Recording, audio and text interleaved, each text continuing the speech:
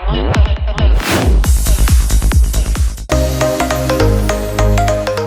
Christmas Eve, তাই আজ Tollywood reporter in 120 সেকেন্ডসে থাকছে সুইট ইন্ডালজেন্স।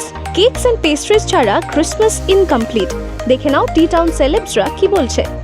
কেকস আর পেস্ট্রিজের কথা যেহেতু বলছো, আমরা এক সপ্তাহ আগে থেকে রাম অ্যান্ড রেজিন পেস্ট্রি, যেটা ফেভারেট হয় ক্রিসমাসে, সেটা বাড়িতে প্রিপারেশন নিই।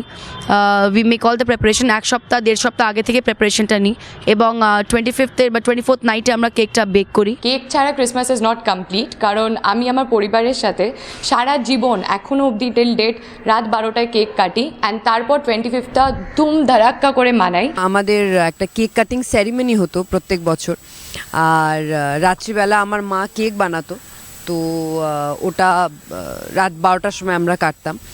আর so this memories I have of Christmas and Christmas eve specially.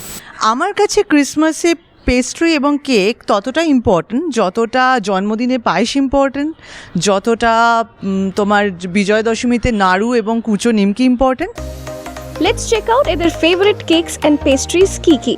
My all time favourite cake যদি বলো তাহলে ইটস আমন্ড কেক। কেক মানেই হচ্ছে chocolate, because I love chocolates, and যে কোনো চকলেট হোক, বিকজ এটা বেলজিয়াম ডার্ক চকলেট ফ্লেভার হোক, কি চকো ফাজ হোক, কি চকো ফ্যান্টাসি হোক, এগুলো সবকটাই আমার ফেভারিট। ছোট মাফিন যেগুলো হয় ওগুলো খেতে খুব ভালো লাগে। আর পেস্ট্রিজের মধ্যে